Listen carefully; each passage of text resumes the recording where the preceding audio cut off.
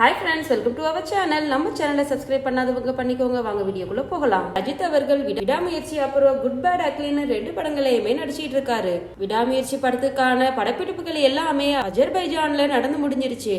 அதனால டீம் எல்லாருமே அங்க இருந்து கிளம்புறாங்க. அப்படி சென்னைக்கு வர்றதுக்கு முன்னாடி அஜித் அவர்கள் ஒரு காரியம் செஞ்சிருக்காரு. ஆமாங்க, அவர் பெரிய ரேசர்ன்றதும் அவருக்கு ரேசிங் மேல எவ்வளவு பற்று இருக்குன்றதும் அவருடைய ஃபேன்ஸ் எல்லாருக்குமே தெரியும். இப்படி இருக்கும் போது சென்னை திரும்புறதுக்கு முன்னாடி துபாயில ஒரு புது காரை வாங்கியிருக்காரு.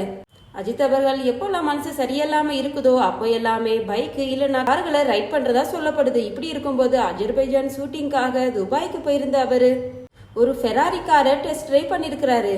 அதோட அவருடைய கார் கலெக்ஷனோட இந்த காரையுமே ஆட் பண்றதாவும் பிளான் பண்ணிருக்காரு. இந்த புது ஃபெராரி காரோட விலை 9 கோடி இருக்குன்னு சொல்லப்படுது. அஜித் அவர்கள் கிட்ட இந்த கார் மட்டும் இல்லாம லம்போர்கினி காரும் லேண்ட் ரோவர் டிஸ்கவரியும் அப்புறம் மெர்சிடஸ் பென்ஸும் இருக்குன்னு சொல்லப்படுது. அந்த லாம்போர்கினி காரோடைய விலை 34 கோடின்னு சொல்லப்படுது.